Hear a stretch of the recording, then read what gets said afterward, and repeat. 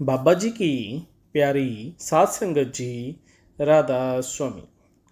आज बाबा जी ने डेरा ब्यास में सत्संग किया और बाबा जी ने आज सत्संग में ऐसा क्या कह दिया जिससे सारे सुन के हैरान हो गए।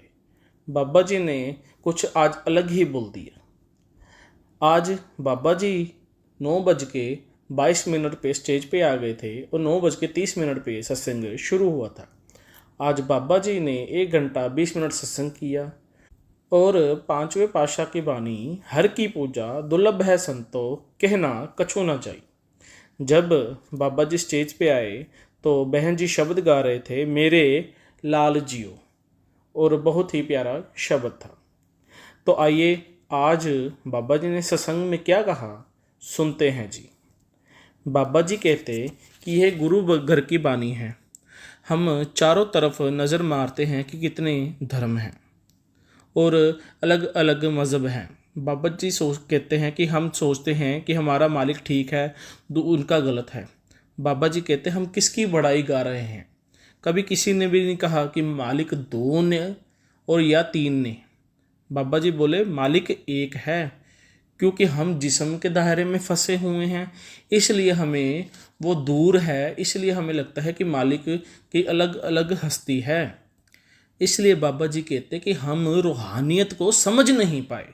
तो आपने फरमाया कि संत महात्मा जब दुनिया में आते हैं, मालिक अपने संत महात्माओं को भेजता है, वो हमें जातों में बांटने या अलग अलग धर्मों में बांटने नहीं आते। तो आपने फरमाया कि वो उन्होंने अलग अलग उसको याद करते हुए उसके अलग अलग नाम रख दिए। जैसे कि दो तरह के नाम हैं, जाति और सिफाती नाम है। आपने फरमाया कि मालिक तो अनामी हैं। तो आपने 10वें पातशाह के भी उदाहरण दिया कि आपने 1100 1200 उस मालिक के अलग अलग नाम लिखते हुए उसको अनामी कह के बयान कर दिए। तो आपने क्या फरमाया, बलिहारी जाऊं जेते तेरे नाम हैं। फिर आगे बाबा जी समझाते हैं कि भाई हमारी सोच छोटी है, इसलिए हम अपने दायरे में फंसे हुए हैं, इसलिए हम मालिक की भी हस्ती को छोटा कर लेते हैं। बाबा जी कहते हैं कि हम लफ्ज़ों को दोहराते हैं, लेकिन क्या प्यार में माँ अपने बच्चे को अलग अलग लफ्ज़ों से पुकारती है, लेकिन लफ्ज़ों से अलग अलग पुकारने से प्यार में फ़र्क नहीं आता। तो आपने कहा था हऊँ तिसकी आस कर्मन मेरे जो सबका स्वामी रहा समाए। तो कहते आपने उस सोच को आगे ले जाते हुए पे बोला एक पिता एकस के हम बारिक। तो आपने कहते ओ पलटू साहब ने भी कहते इसी बात को लेकर समझाया था, पलटू एक ही एक है दूसरा ना ही कोई। कहते जग को जीवन देने वाला कौन है, कहते जग जीवन साचा एको दाता। बाबा जी कहते हैं कि जिस घर में हम जन्म लेते हैं उसी घर को आगे बढ़कर चल पड़ते हैं। कहते हैं जैसे ही उस जात में धर्म लिया और जैसे भी उस घर में रिचुअल सेरेमनी चलती है हम उस चीज़ को आगे लेके बढ़ना शुरू कर देते हैं। बाबा जी कहते हम अपने इंटेलेक्ट से किसी भी चीज़ को काम नहीं लेते। बाबा जी कहते हैं हम बस उन्हीं चीज़ों को लेके पढ़ जाते हैं और उन चीज़ों के ऊपर विचार नहीं करते। तो आपने कहा कि हमने एक दूसरे के साथ अलग अलग रिश्ते बना लिए। तो आपने कहा सबना जिया का एको दाता सो मैं विसर न जाई। तो आपने बानी में से एक और उदाहरण देते हुए फरमाया कि कबीर साहब ने कहा है घट घट में हरजू बसै संतन कहो पुकार। सब घट मेरे साइयाँ सुनी सेज ना कोई, बलिहारी वह घट की जह घट प्रगट होए। तो आपने फरमाया कि उनका इशारा तो अंदर की तरफ है। तो आपने बानी में से भी एक और उदाहरण देते हुए फरमाया सब किच घर में बाहर नाही बाहर टूंडे सो परम पुलाई। आपने कहा कि हम बाहर भरमों में फंसे रहते हैं लेकिन हम अंदर की खोज नहीं करते। बाबा जी कहने लगे कि हम अलग अलग लफ्ज़ों को इस्तेमाल करते हैं लेकिन सच नहीं बदलता। सच तो पहले भी था और अब भी है। तो आपने कहा जो बदलता है वो माया है। माया किसको बोलते हैं, आए जाए सो माया। जिस तरह संत महात्मा दुनिया में आते हैं, जिस्म धार के उदाहरण के ज़रिए हमारे को समझाते हैं। और आपने कहा कि कैसे हमने हुक्म में रहने की कोशिश करनी है, कि संत महात्मा जब उदाहरण बनते हैं तो एक उदाहरण बन के हमारे दरमियान आते हैं। तो आपने कहा जब तक हम भजन बंदगी को नहीं ना निभाएंगे, तब तक हम दुनिया के रिश्ते नातों को निभा नहीं पाएंगे।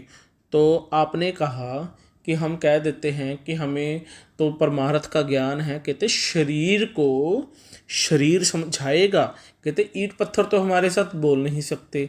तो आपने आगे फरमाया मालिक ने अपने संत महात्मा भेजे हैं हमारे को समझाने के लिए। बाबा जी कहते हैं कि हम सत्संग सुनते हैं, तो सत्संग सुनते हमारे अंदर जागृता आती है। जब जागृता आएगी तभी हम आगे बढ़ पाएंगे। कहते फिर हम कह देते कि जी मैंने नाम ले लिया तो मैं सत्संगी बन गया। बाबा जी कहते जब तक हमारा ध्यान सृष्टि में फंसा है ना, तो हम सत्संगी नहीं बन पाए। बाबा जी कहते हम तो नाम लेके लायक बनने की कोशिश कर रहे हैं, तो कौन समझाएगा? तो आपने कहा शब्द गुरु सूरत धुन चेला। तो आपने कहा कि जो है असल है वो शब्द है, और शब्द ही गुरु है और शब्द ही चेला है। इस शरीर में ताकत नहीं है कि ये चेला और गुरु बन सके। तो आपने समझाया किसको समझना है? जो दिसे वो तो है नहीं, जो है वो कहा ना जाए, सियाना बयाना गया समझाए गूंगे का गुड़बाई। तो आपने कहा कि रूहानियत समझी नहीं जा सकती, रूहानियत को सिर्फ महसूस किया जा सकता है। कैसे? जैसे एक बच्चा है, वो क ख ग सीखता है और वह दूसरों को समझाना शुरू कर दे, तो कहते वही हाल हमारा हुआ पड़ा है। कहते हम सत्संग में आते हैं, थोड़ा सा हमें ज्ञान होता है, दूसरों को हम समझाना शुरू कर देते हैं, अपने आप को हम बदलते नहीं हैं। और हम सोचते हैं कि हमने सारा कुछ सीख लिया, हमारे को सारा कुछ आ गया। तो बाबा जी कहते भाई हमने तो अभी आगे का बहुत सफ़र तय करना है। तो आपने फरमाया सत्संग से हमें प्रेरणा मिलती है। तो सत्संग किसको बोलते हैं? सत्संग ताको जानिए जिथे एको नाम वखानिए। तो आपने बानी में से लेते हुए फरमाया माधो जी सतसंगत मेल हर त्याइए। कहते फिर हम सवाल करना शुरू कर देते हैं, जी मालिक ने ये क्यों किया, मालिक ने वो क्यों किया। कहते हम खुद की पहचान नहीं कर पाए और चले हैं मालिक की पहचान करने। आपने समझाया ए बड़ उच्चा होवे कोई ते सुच्चे को जाने सोए। तो बाबा जी कहते हम कमज़ोर हैं, हमारे में ताकत नहीं है, इसलिए आप हमें बानी में संत कह के बयान करते हैं।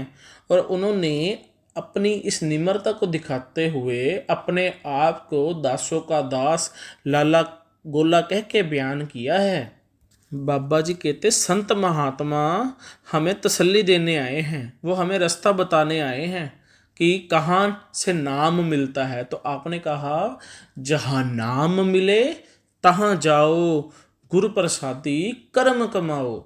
आपने कहा कि उन्होंने किसी गुरुद्वारे या मंदिर की बात नहीं करी, तो उन्होंने कहा जहाँ नाम मिले तहाँ जाओ, वहाँ जाना है जहाँ हमें नाम की सोजी मिलती है।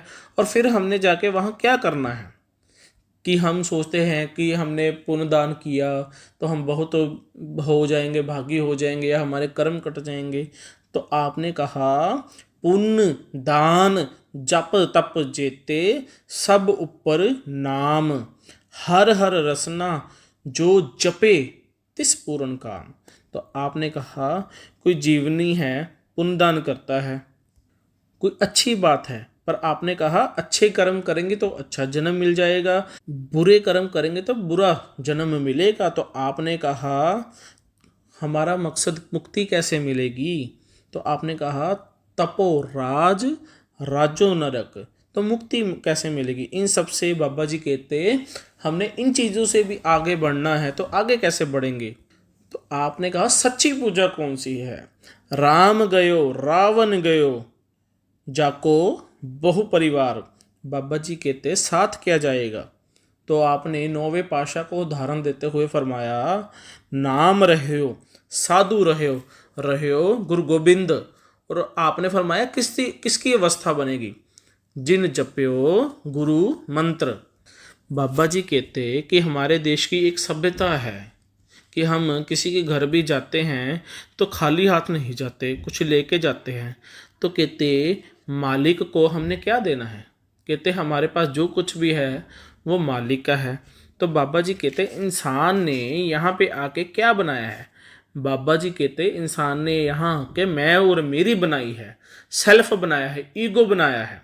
आपने कहा अहंकार बनाया है। तो आपने कहा अपनी मैं और मेरी को कैसे अर्पण करना है? तो आपने कहा हर बिन सब किछ मैला संतो क्या हूँ पूज चढ़ाई। बाबा जी कहते हैं हम नन्ना लेके बैठ जाते हैं, हम ये नहीं करना वो नहीं करना। नन्ना लेके नहीं बैठना, हम मन के अधीन हुए बैठे हैं। बाबा जी कहते सत्संगियों के लिए खास तुक है कि हम लोग कैसे बाहर मुखी हुए बैठे हैं। बाबा जी कहते बार बार समझाया जाता है कि पीछे नहीं भागना। कभी हम गाड़ी को हाथ लगा देते हैं, कभी कहते हैं जी मैंने आगे बैठना है। कहते बाबा जी कहते इतनी देर हो गई हमने सत्संग सुनते हुए, तो क्या हम अपने तर्क का इस्तेमाल नहीं कर सकते? बाबा जी कहते अगर देने वाला नहीं देना चाहता तो क्या हम उससे ज़बरदस्ती ले लेंगे? बाबा जी कहते जो भी मिलेगा अंदर से मिलेगा, यानी कि भजन सिमरन की कमाई से मिलेगा। तो कहते हमारा मकसद क्या है? हमारा मकसद यहाँ सत्संग पे हाजिरी लगाना नहीं है। तो आप बेनती करते हैं कि जो समझाया जाता है हम उसके ऊपर ध्यान नहीं देते, हम झूठी तसल्ली लेके बैठ जाते हैं। हमने दर्शन कर लिए जी, ये हो गया जी, वो हो गया जी। तो आपने कहा पाना मन वसाई। तो क्या हुक्म था, क्या पाना था उनका? कहते एको नाम हुक्म है नानक सतगुरु दिया बुझाए जियो। कहते जब हम भजन सिमरन करेंगे तब हमारी जिम्मेवारी निभेगी, जब हमारे अंदर ताकत आएगी। कहने को हम जरूर कह देते हैं कि मालिक करता है जी, मालिक हमारे साथ है, पर कहते मानता कोई नहीं है। बाबा जी कहते हम असलियत में नहीं गए, अभी हम कॉन्सेप्ट की दुनिया में बैठे हुए हैं कि अपने ख्यालों की मन की दुनिया में बैठे हुए हैं। बाबा जी कहते गाड़ी के पीछे भागना शुरू कर देते हैं। बाबा जी कहते गाड़ी के पीछे तो कुत्ता भी भागता है, तो गाड़ी आगे की चलती है तो वो भी आगे आगे चलता है, तो कहते फिर तो कैसे होगा? तो आपने फरमाया शब्द मरे मन निर्मल संतो यह पूजा थाए पाई, कि जब तक शब्द की कमाई नहीं करेंगे, मन निर्मल नहीं होगा, तब तक हमारा कार्य पूरा नहीं हो सकता। तो आपने फरमाया सच्चा सरोवर कौन सा है? तो आपने कहा तीर्थ नावन जाओ, तीर्थ नाम है, गुरु शब्द विचार अंतर ज्ञान है।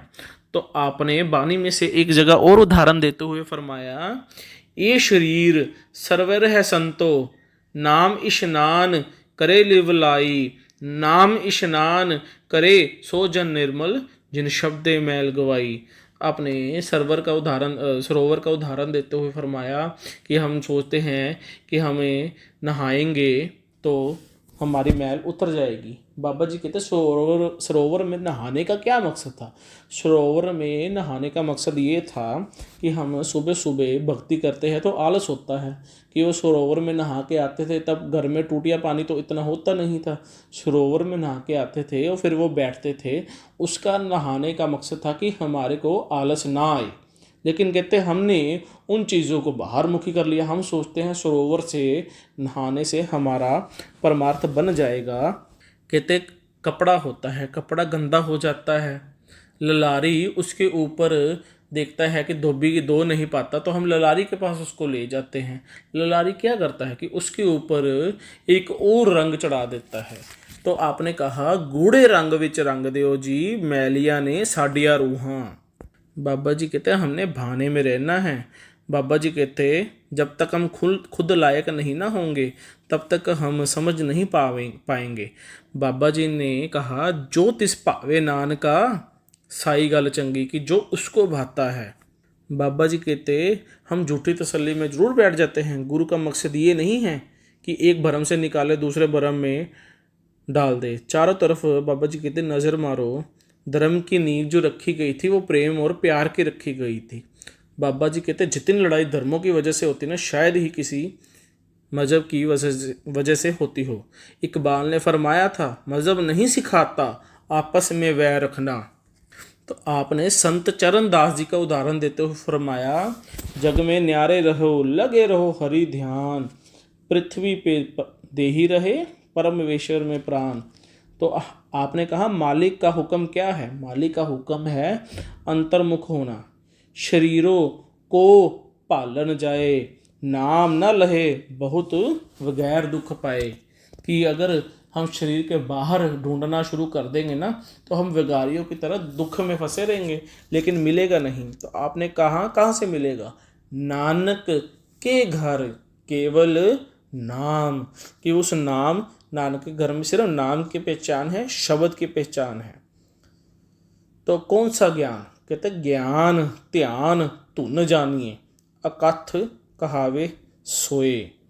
वो धुन जो अकथ, जो 24 घंटे हमारे अंदर बज रही है।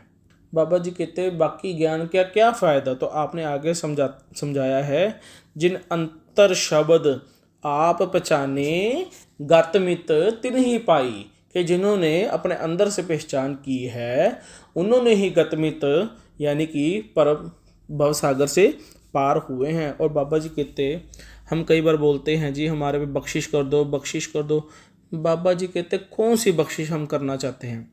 बाबा जी कहते हमें तो वो बख्शिश चाहिए जिससे हमारे को अंदर से मालिक के दर्शन हो सकें, उसके लायक बन सकें। तो कौन सा, कैसे होगा?